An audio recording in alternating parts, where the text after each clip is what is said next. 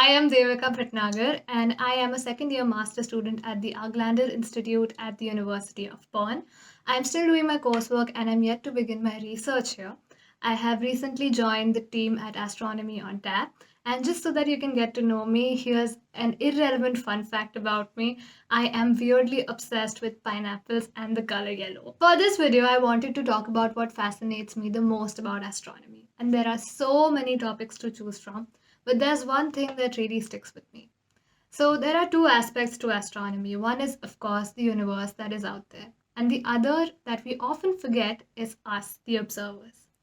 And us in this context is not just the present day astronomers, but also people in the past and people from the ancient civilizations who have observed the universe. Archaeoastronomy is the multidisciplinary study of how people in the past understood the sky and what role certain phenomena played in ancient culture.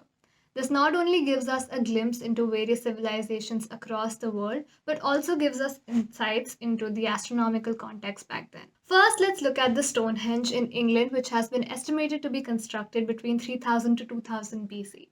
At first glance, it may look like a random arrangement of stones, but actually, the stones have been arranged in such a way that the inner horseshoe points towards the sunrise during summer solstice, which in this image is the long arrow.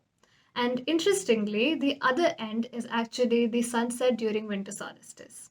Similarly, if we look at the New Grange in Ireland, which has been estimated to be even older than the Stonehenge and the Egyptian pyramids, there exists a window on top of the entry passage such that it aligns perfectly with the winter solstice to illuminate the room inside. It has been suggested that the significance of the winter solstice in such cases could be related to the fact that after the winter solstice, the days begin to get longer, and so it played a significant role for the rituals, perhaps. But what's fascinating here is that even during the Neolithic times, people were aware as well as intrigued by the solar events. Another example of such an alignment is the Pantheon in Rome. The whole temple has been constructed such that there is only one source of natural light, which is the oculus on the top. A very specific lighting effect is observed over here, such that the light from the midday sun progresses throughout the year, in such a way that it illuminates the main entrance on the 21st of April. The interesting thing here is that 21st of April is the anniversary of the city's founding. My last example is that of the Giza pyramids in Egypt. The entire pyramid complex consists of the Great Pyramid, which is the Pyramid of Khufu, followed by the Pyramid of Khafre and the Pyramid of Menkaure. Along with these, there is also the Great Sphinx and some smaller pyramids. When seen from a terrace in front of the pyramids, one can notice that the sun sets in such a way that it aligns with the three pyramids during the winter solstice, equinoxes, as well as the summer solstice. Further, the Great Pyramid of Khufu consists of chambers inside, which are called the King's Chamber and the Queen's Chamber. Interestingly, there are air shafts coming out of these two chambers. But if we think about it, there should not be any need for ventilation inside the pyramids because the pyramids are tombs. Through the comparison with data, it has been suggested that in 2500 BC, the shafts indeed pointed towards some culturally important stars.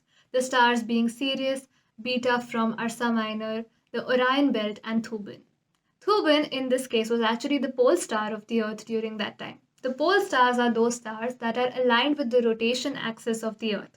During our lifetime, we have just had one star as a pole star, which is the Polaris for the northern hemisphere.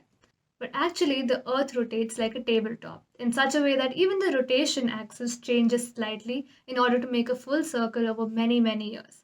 And if we trace back to the Egyptian times, the pole star back then was actually Thuban.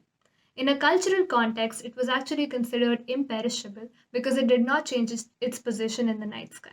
All these interpretations, of course, leave some room for pseudoscience, and I've tried to verify everything that I'm saying. But the point of this video is not to romanticize our existence as observers, but instead to emphasize on the numerous attempts that we have made as thinking individuals to understand what is out there, whether that is in a cultural or a scientific context. And of course, there have been limitations. In the earlier times, the limitations could have ranged from technology to even the lack of globalization.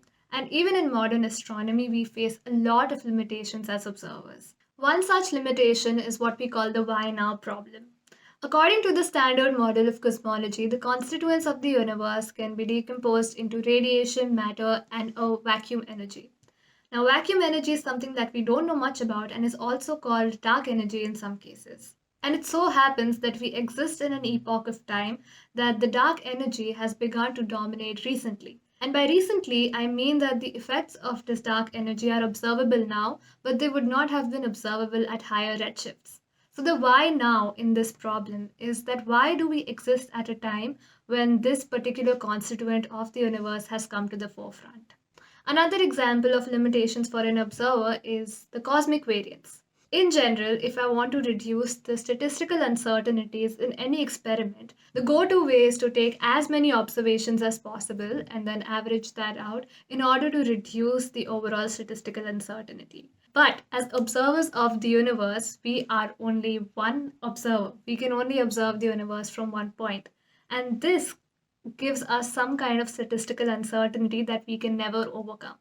And this limitation is what we call the cosmic variance. So, this is what fascinates me the most, that as observers, we have a very key role to play in astronomy. And our understanding of the universe is not something that has happened overnight, but it has happened through various phases of human history. And the baseline of all of this understanding has been our curiosity and our existence as thinking individuals. So I hope that this video motivated you to understand that there are endless possibilities out there and there's so much to know about the universe, and that you enjoyed this video. And I hope that I'm going to see you soon at Fiddlers. Bye bye. Have a good time.